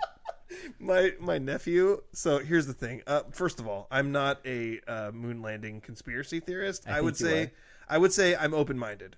I don't know whether it happened or not. Yeah. And I'm not going to proclaim that I know either way. But I will say, if it is a conspiracy theory, it would involve an insane amount of people. Yeah. That it Lots. seems unlikely that they would all keep their mouths shut, or were they silenced by the government? Were Who they knows? silenced? But Think I will of how say m- that this attitude is a symptom of a government that lies about everything. yes, it's the government's fault, so not mine. that Thank you. you, as a normal person, Dude, King. all of a sudden realizing that the government has been lying about so many things, Bro, King. are like, wait, everything is questionable. We've Go, never King. agreed I more. don't believe anything Dude. anymore. Dude, do we need to split off into a side podcast? Probably. Should we just end this broadcast? Joe and Biden go is a clone. Should Anyway, we, should we just go into should we just shift right now into a different type of podcast? my nephew, it's so funny. Like, I started talking to him about moon landing conspiracy. He's like 16, 17, something in that range. Right. And I've had so much fun because it really it makes him nervous for me. Like, Yeah. he thinks, oh my gosh, I have an uncle who's a moon landing conspiracy theorist. And so I've leaned into it. Attaboy. And I've gone, I even told my sister, like, hey, I'm not really a moon landing conspiracy theorist, hard. I kind of could go either way a little bit. Like, I wouldn't, neither side would shock me. Yeah. But I want him to think that I am. And so I've got, Understandable. so You're a horrible person, Justin. he Confirmed. bought me a NASA mug for my birthday. That's well and played. delivered it to me personally. That's well played. And so when I was drinking coffee out of it this morning, I took a picture of myself making a eyebrow up face and said, "Did we really go to the moon?" That's funny. And he said, "Yes, I went to the moon myself." Well played by him again. Dude, that's two great jobs by him. Let's get the regional sports segment of I our have show. so much other stuff I want to talk about. Oh, That's 100%. Like just monsters and aliens and Dude, I'm with you. okay. Yeah. But It'll we be so should much probably fun. go Have back you to- seen the pictures and the documentation from the sorry. From the I'll, what? I'll digress. From the what? From the early late 1800s to early 1900s. New York Times used to post stuff all the time about giant bones and stuff like that. Yeah. No, the Smithsonian has definitely made it so none of that stuff can be public anymore. Dude, just throwing that out there. Smithsonian. Yeah. When the CIA was invented, all of a sudden the term conspiracy theory was coined. Yep. Nephilim probably Yeah. part Anyway, of that. just throwing this Anakim, out. Rephaim. Biblical. Yeah. The problem is Started with the egregore. Big biblical, man. they amplify the ridiculous, Dude. to provide cover for the real. Yes. Yes! My Anyway, guy. let's get things going with the 2-minute drill. Let's go, huddle up. Gotta hurry. Hey, 2-minute situation. 44 seconds, hand the ball around. Gonna do it right. 3-jet Buckeye on 1. The 2-minute drill starts now. The Washington State Cougars improved to 3-0 on the season, beating the Washington Huskies 24-19 on Saturday. Andrew, your thoughts? Andrew didn't read the show sheet. I did read the show sheet. Cougars own the state. Listen, Huskies, the bottom of the Big Ten is not as good as the top of the Mountain West. Deal with it. You suck. Washington State is a better football team right now than UW because UW is not good. Yeah. WSU fans who think you're awesome, settle down. Wait, We're WSU? not going to go to the playoffs. Oh. We are better than UW Ouch, because counter. UW sucks. I feel bad now. Ouch, all I that got. was Was I that supposed took to a read the turn. next one? Daniel, Ouch. your Oregon State Beavers fell to the evil Oregon Ducks 49-14 on Saturday. What happened? What'd you say? Nothing. Okay. Okay. Miami Dolphins quarterback Tua. Okay, I'll say something. Okay. The defensive strategy was dumb. Okay. 3 and 4 man rushes throughout the entire game when their quarterback hasn't been touched all day and is torching you. Maybe you should throw a blitz in there. I don't know. See if you can make something happen instead of just letting them roll over you the entire game. Okay, I'm done. Miami Dolphins quarterback Tua Tagovailoa has publicly said he has no plans to retire after suffering his latest concussion. You never want to hear that phrase. Yeah. His latest concussion. On Thursday night in a loss to the Bills. Justin, should Tua consider retirement? Typically, I would say anyone who has been medically cleared to play football should feel totally fine about playing football. Tua, and I still do believe that. And if Tua comes back and he wants to play and he's cleared to play, I'm totally fine with it.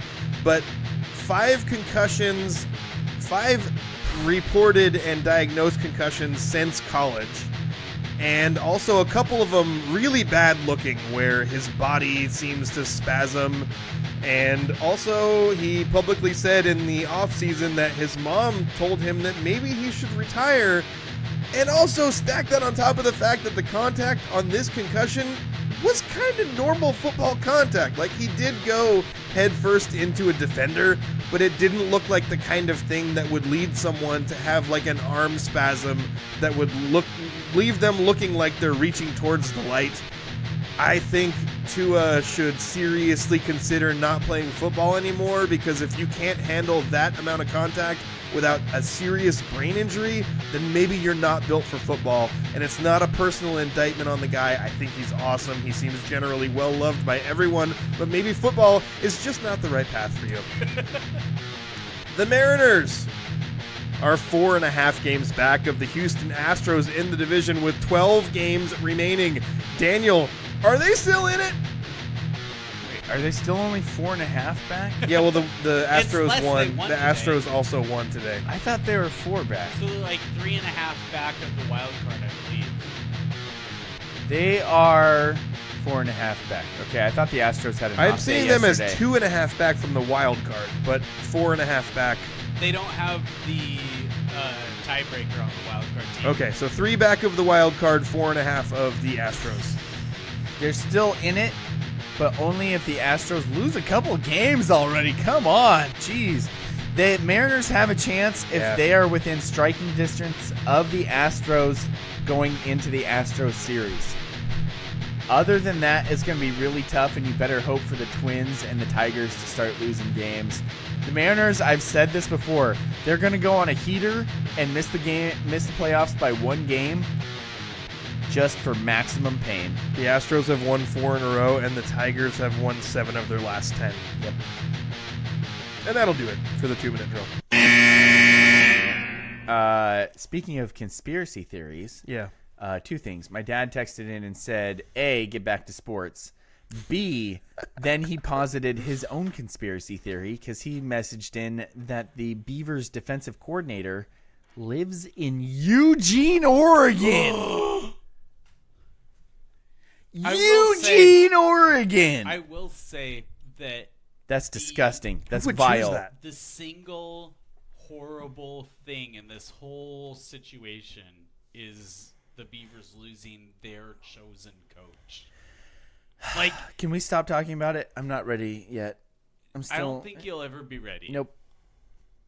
But that is the single travesty that, like, a well-coached Oregon State team at least puts up a good fight against Oregon. Yeah. Daniel, let's move on to my favorite part of the show. Okay. I'm fine. It's fine. Nice. Serving questions up on a silver platter where the points are made up and the rules don't matter. Time for Stump Daniel. Stump Daniel is brought to you by the law office of Jeffrey A. Domashevitz. And Daniel, I want to talk to you about the Mariners.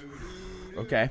Because when I was looking at stats for the Mariners, I was like, you know what? If I ask Daniel these on-the-radar stats, he's probably going to know them. Like, who's the Mariners' leader in batting average?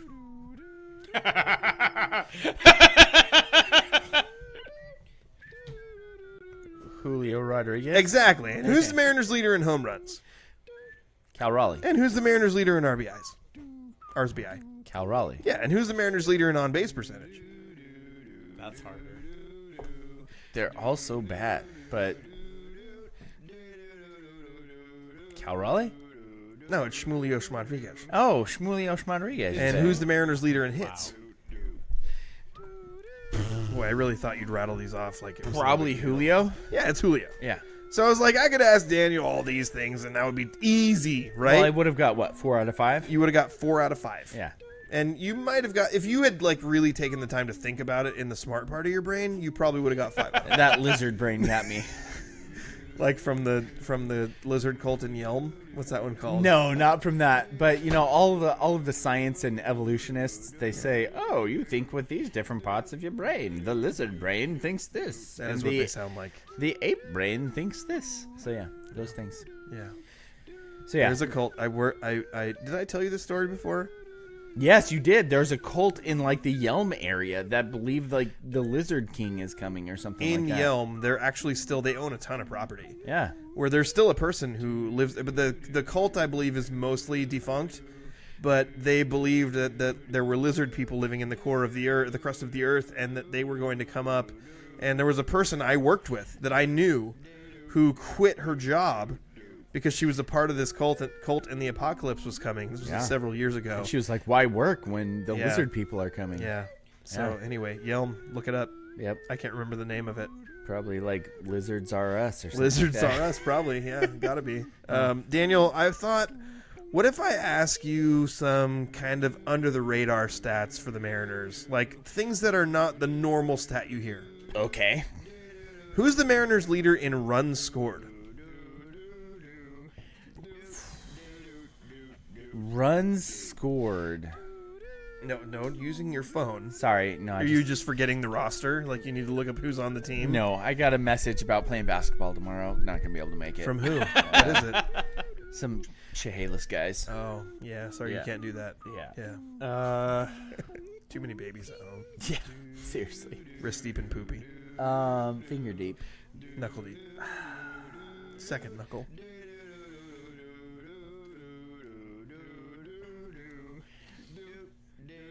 I'm gonna go with. Gosh, there's so many injuries to take into account here too. It's true. Because wouldn't it be JP? You would think so, But he's been out. and Robles was a recent acquisition. I'm gonna say Josh Rojas. Wow, that was a terrible guess. Oh, dang it! Rojas is 7th on the list at 46 runs. In fact, the leader in the clubhouse for the Mariners in runs scored is Caleb Raleigh Ah, at dang it! 66. Yeah, that makes sense. I probably would have thought Julio. Julio Well, is seeing only as- one behind at 65. Seeing as Caleb Raleigh has 30 of those runs by himself,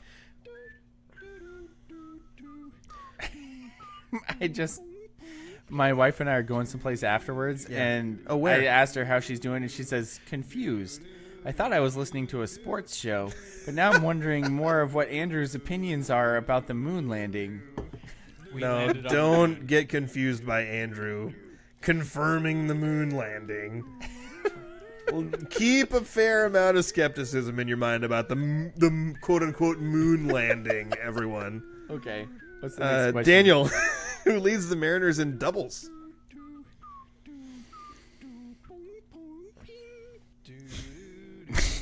Pong pong ping Pong, hit, pong, ping. hit real right It there. really did. Sometimes the timing is just right. Just perfect. Yeah.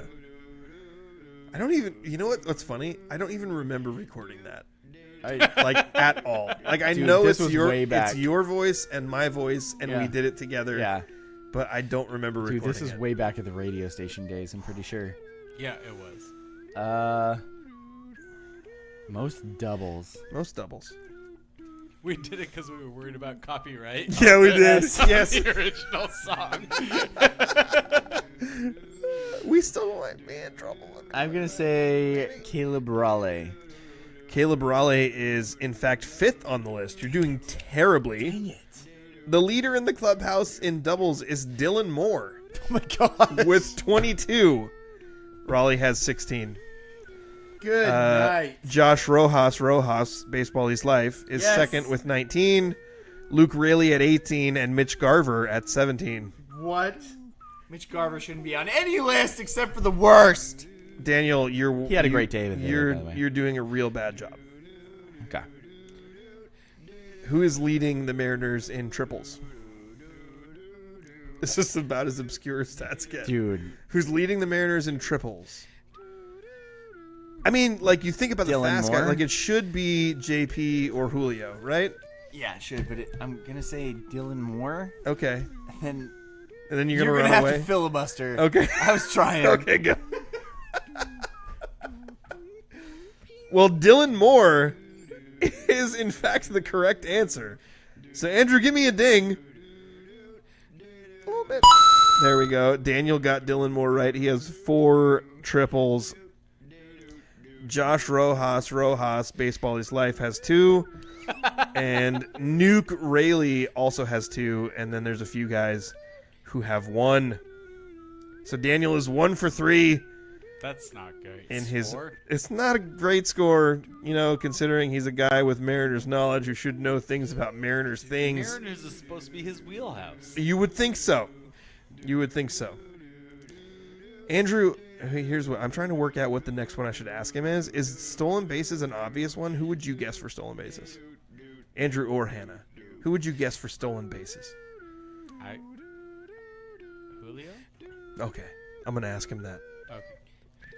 That's going to be a good one. That must not be the right answer. Shh, don't tell him. Don't tell him. I won't tell him. Okay. Well, Daniel now knows that he got triples correct. It's Yes. Dylan Moore with 4. Okay. I got more for you, though. Who leads the Mariners in walks drawn? Who has drawn the most walks? I'm going to say Cal Raleigh. Caleb Raleigh dominating the field here. That is correct. 2 for 4. He has 66. He is the best catcher in the league. After a couple of ridiculous comments by Francis, Jake Moe says, "Go Cougs, go Cougs, Jake." Yeah, thanks, Jake. Yep. Francis, also, Go Cougs. I don't even know what to do with you right now because I feel so hostile towards you. Also, I love you. Okay, so Daniel, you are 2 for 4. Seems like an abusive relationship. I'll always go back. 2 for 4, and Daniel. Stolen bases. Who's the Mariners' leader in stolen bases? Dylan Moore. Because I'm assuming, yeah, I'm going to say Dylan Moore. But Julio's got to be Get up on there. base that often? And Randy Arozarena just hit his 20th dinger, so he's now a 2020 guy. But a lot of those were for the Rays. Yeah. So, but I'm still going Demo on this one. You know what? You've really redeemed yourself after a terrible start. You are 2 for 4. Dylan Moore is correct. Give me a ding there, Andrew. Is it 29. bad that both of my correct answers were Dylan Moore? No. You also No, got I mean bad a for great our Mariner. bad for our Mariners. Oh, yeah. No, that's horrible. Daniel. And the fact that one of my incorrect answers, the correct answer was Daniel. also Dylan Moore. Daniel King. Yeah. I've asked you 4 questions, and 3 of them the correct answer was Dylan Moore. That's terrible. That's not great. That's not good. Victor Robles close behind him at 25. And Robles has only been here for part of the year. On-base percentage, Daniel, among qualifying players, who leads the Mariners in on-base percentage? So Julio's got like the highest batting average. Yeah. But Can I ruin things by just telling you, like, he's not even close to the top of this? Like, not even close. He's like 9th. That doesn't make it easier, does it? I want you to not guess him. I was gonna rule him out Okay. because he strikes out every Okay. time he doesn't get a hit. Yeah.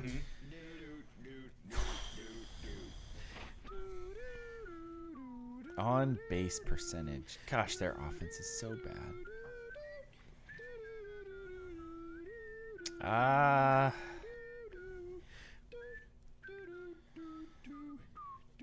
Jeez. Boom, boom, Golly. How long has Victor Robles been with the Mariners? Does he qualify in this? I don't know. I don't know how to say he's- that without spoiling what's going on here. And also, I don't know how to say that because you don't trust me. Yeah. So I don't know how to say it. I don't know how to say it. I'm in gonna a way. say Josh Rojas. No, that's not right. Gosh, I want it to be Rojas, but it's not because he's cratered for my fantasy team. He was part of my demise. So Justin cursed him. Yep. Who is it? I said Rojas. It's Victor Robles Ah! with an on-base percentage of .401. I knew you were gonna say that, but I thought it was cheating to get the right answer after you told me. Sure did. Yep. Daniel, final one. You're 3 for 6 or whatever. I don't know. I wasn't really counting. Who is the leader in WAR? Wins above replacement, as far as ESPN is concerned. Who is the leader in wins above replacement? Logan Gilbert. I have batters only. Okay, so O'War. I'm assuming. It didn't give me the option for pitching. Hold on. Okay. I'll see if his. Nope. This person has the highest WAR. Now you know it's a batter. This person has the highest WAR, according to ESPN, among pitchers and batters. How many guesses does he get? 1. And this is the difference between being above 500 and below 500. I think. I don't know. I wasn't really counting. Cal Raleigh. Cal Raleigh is correct. Yes! At a 4.1 wins above replacement. He is 0.7 above Julio for second on the team, which feels ridiculous because aren't all these pitchers way better than the hitters on this team? Absolutely. Daniel, you are, I don't know, I didn't have firmly established zones at the beginning. I'm aight. I'll give you Coug zone. You're above 500. Run this state. Yes. You didn't get Beeve zone, Yeah. but you didn't do bad enough to be like Husky or Duck zone. You started really bad. Yep. Great recovery. I appreciate that. So you're in Coug zone. Okay, I'll take it. I mean, speaking of the Cougs this week, Yeah. 100%. Go take Cougs. it. Yeah, go Cougs. I think that's going to do it for our show. Really quick here. Mailbag. Just throwing this in as mailbag. The mailbag. Yes, Send the us your mailbag. stuff. Send us your stuff in a mailbag. Oh, he went a little extra there. at the end. Boom. You kept saying Duke shirt. Yeah. You said Duke shirt. Like 4 times. I said it one time. Maybe twice. You took it. You said it at least twice. I said it once. You He was said saying Duke it shirt. very rapidly. 100%. You said it twice. So you said Duke shirt. So this reminds me, Justin, of an old picture No. or an old pitcher pitcher, for the Oakland Athletics Yeah. named Justin Duke shirt. Okay. Well, why? Because every time you said Duke shirt, I thought, did he just say Duke I shirt? think I said it once. You said it twice. Because I started to type it down, and I was like, did it really sound Why like do we much have to about it? end the show on a And then you negative said note? Duke shirt again. And then, Justin, I was remembered. I was reminded. I was remembered. remembered. That's correct. No, I am sure I am remembered. In the halls Are you dead? of... No, I'm not dead, was remembered in the halls of Hoquiam High School. No, this is of the halls of You the are remembered in the halls of Edward Hoquiam High R. Murrow School of Communication, where they said 1 year, one person every year in broadcasting class has the fabled, the horrible gaffe.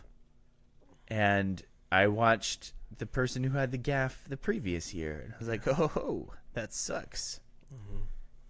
Sucks to be that guy. And then you became that guy? Yeah. Because you really struggled through the sentence I of did. saying that you became that guy. It's trauma. It's ironic. I'm trying to work through a trauma here, Okay. Justin. I apologize. So I was on live TV. Oh. Coog TV? Live Television. Network TV? Cable TV? School TV? Coog TV, but also it wasn't just broadcast to students. It was the entire area. All right. Could watch. And I was doing the sports. And you said rivalry? And nope. Oh. And the Mariners were playing the Athletics. And wouldn't you know it? Good old Justin Duscher was pitching for the Oakland Athletics. And I said Justin Duscher came in for the save. That sounds like a nickname that you would come up with for me. All of the cameramen were shaking so hard with laughter that the camera was shaking up and down. Okay. I was shaking with laughter kind of on because them, they were laughing. I was like, "Oh crud! That must not be how you pronounce his name." Just gonna throw. No, his name is spelled Duchscherer. Oh, Duquesne? No, it's Dukeshire. Dukeshire. I thought I had heard it while watching the Mariners game the previous night. Yeah. Duscher. Yeah. So I was just like, broadcaster said it. So I said it. Everybody started losing their minds, cracking up with laughter. So I start losing it. And then I was like, oh, I'll just do a, professional move. Before I lose it, I'll just wrap that story up really quick. So I said the Mariners' final score. And then I'll go on to my next story. My next story was a funny piece that I had written about a new dodgeball league up in Spokane. And I had written this story, but it had a ton of dodgeball references in it. Sure do like pumpkins, Cotton. And I just started losing it. And I started laughing all over. So then I tossed it to commercial break really quick. And, yeah, I was the And big that's been blooper his of go-to move ever since. Yeah, just throw it to break. So, yeah, Duke shirt. I don't. Can you stop saying that? Justin, It's not did fun you for wear anyone a when you say Duke that shirt? over and over again. Well, the funny thing about this is the fact that good old Dukeshire's first name is Justin. Yeah, I know it. I know. I get the reference you were making. I kind of. It's think not of- fun for anyone. I kind of think of Justin as Justin Duke shirt. All right.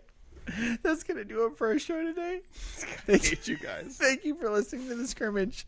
So for my co-host, Justin Duke shirt Damashevitz. And my co-host, Daniel, the freaking Beavers suck. Go Ducks. Hargrove. You don't mean any of that.